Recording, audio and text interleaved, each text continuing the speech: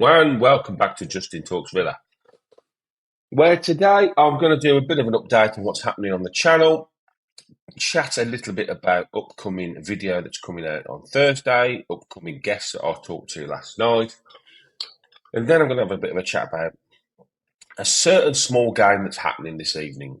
I'm recording this on the morning of the PSG game in the Champions League quarterfinals.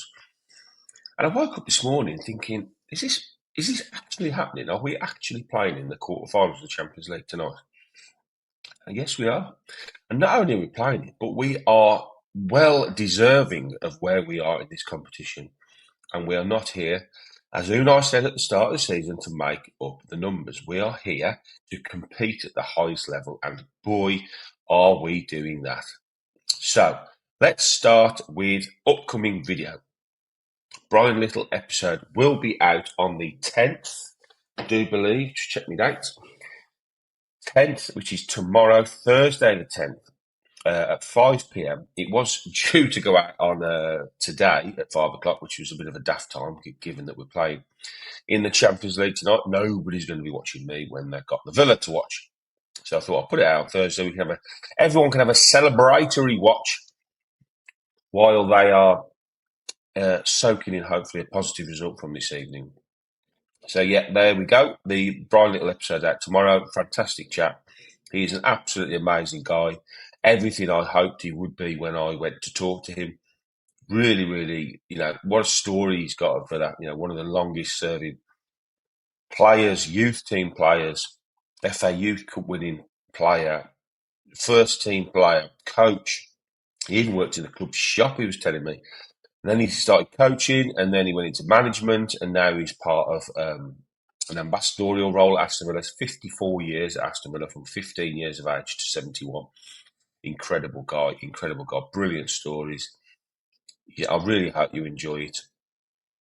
I will actually say while I'm here that I'd just like to thank every single person for subscribing, for liking the videos, for commenting on the videos. I'm trying my very, very best to get back to every single comment. It's becoming increasingly difficult because of the amount of comments I'm getting, but I am sitting there at work trying to go through comments and reply to as many as I possibly can. I set this channel up to fulfill a lifelong dream for me, really. I love talking about Villa. And it's an opportunity for me to talk to people that I have admired and I have loved watching over the years, and just to find out a bit about their stories. It's just been a dream, and the way you've all embraced me. I know that the content, Aston Villa content arena, is absolutely jam-packed full of brilliant people doing brilliant things. I wanted to bring something a little bit different with a sort of interview-based podcast. I will be talking about the Villa as well, the day-to-day stuff and the games and bits and bobs. But essentially, I'm going to try and just talk to as many people as I can. Obviously, it's been players, managers so far, but my plan is to roll it out to non-playing and non-managers. I've got some really interesting, got a few famous Villa fans that I'm going to talk to, but it's just organising times where I can go and speak to them. I've also got loads of really interesting fans like you and me have got just amazing stories. So many amazing stories out there that I want to try and get hold of and bring them to you in different kind of ways. I might go to a coffee shop and meet somebody and just stick the camera on the table and chat to them about their story when they met that player or did this thing or have got this amazing piece of memorabilia. Go to their house and record it. I can't give you too much away, but there's some really interesting people that have come forward with great stories, so can't wait to bring you them. I'll just quickly go over this. So this was the final print that I had off Peter Witt, and Richard Houghton won that. So thank you very much, Richard. I have been in contact with him. I've got his address. I will get it out to him as soon as I possibly can. So on to what I've been doing this week. So interestingly, I spoke to this guy this week, Stefan Moore. Now, this was a really, really interesting chat with Stefan. Many Villa fans around my age and probably a little bit younger will remember Stefan coming through Villa youth team with his brother Luke, both highly thought of when they came through the youth team. You'll have to excuse my sweet. I've got a chest infection. My throat's really dry. I hope it's not annoying everybody. Um, so yeah, Stefan came through the youth team at Villa, a Birmingham-born lad, Aston Villa fan. It was his dream to play for Villa. He turned down other clubs to sign for Villa. Won the FA Youth Cup with his brother, playing against a certain Wayne Rooney. I remember it really well at the time. It was, the FA Youth Cup is huge. It still is. And he was mooted with him and Wayne Rooney as being the two ones to look out for. Villa went on to win it, and he scored twice in that game, which catapulted him into the reckoning for the first team. Which he scored, which is this picture here, on his debut for Villa against Charlton. A fantastic goal. But he was in and amongst some absolutely unbelievable players at the time at Villa. Peter Crouch had just signed. Dion Dublin was there. Juan Pablo Angel was there. Marcus Allback was there. Darius Vassell was there. So you can imagine how difficult it was for him to even try and get minutes on the pitch. But he did his very best over the next few years to try and get it. And then he ended up leaving Villa and dropping through the divisions into non-league, where he had a ridiculously good non-league career. He was a brilliant person to talk to. A very different story to everything that I've done so far, but it just shows that the type of content I want to do, I'm not going to leave any stone unturned.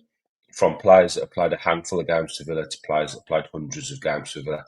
Everybody's got their story and everybody's got a love of this club. I think everybody that has watched, played, managed, worked for Aston Villa have got this connection with the club, which we all have, that makes it unique to them. And to hear them talk about the club, however they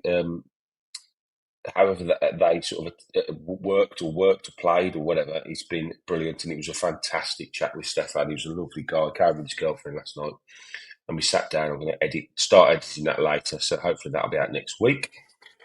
So on to the main event.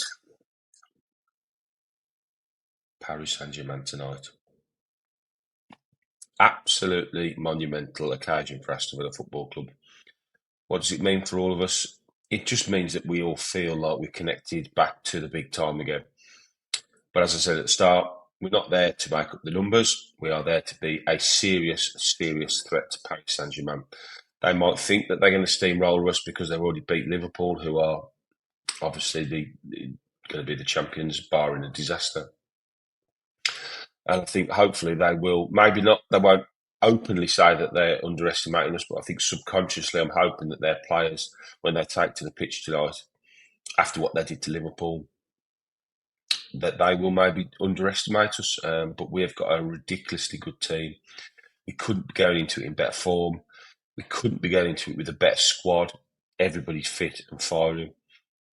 And I think when you look at the teams that are left in the competition now, you've got the best team in Italy, best team in Spain, one of the best teams in Spain. Well, both the best teams in Spain are left in it, Madrid and Barca. Best team in Germany and the best team in France. So we're up against Europe's elite, proper Europe's elite now. This is the nitty-gritty. But I genuinely believe that we can compete with these teams. And we have to. Beaten Bayern Munich, we've competed with Juventus, and now we're going into the ultimate tests of the best teams in Europe in the last 8. We've got a fantastic opportunity tonight. The team is going to be really interesting. I think we will know fairly quickly how Unai is going to attack the game when we see the team. I would think that Disasi, Konsa, Pau and Nuka Dean will play at the back. I think Kamara and Tielemans definitely in the double pivot. The front four, I mean, you can literally pick and choose who you want. Do you want Watkins up top? Do you want Rashford up top?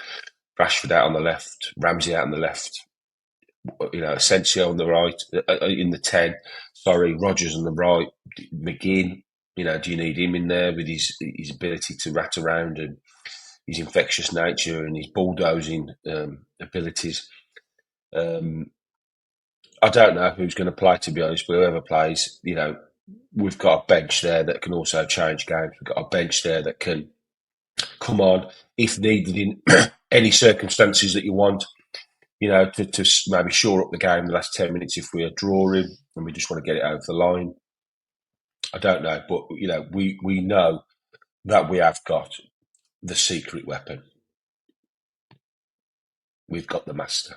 We've got the man who we've got to thank everything for what he's done for the club.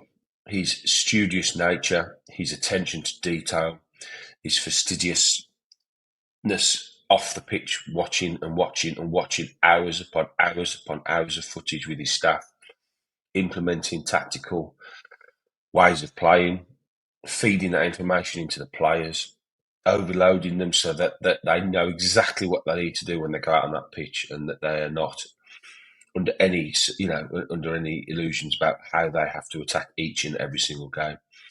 So, Unai, whatever happens tonight, you are one of the best managers I've ever seen at Aston Villa Football Club, and I thank you for all your hard work. And I really think we can compete with Paris Saint-Germain tonight.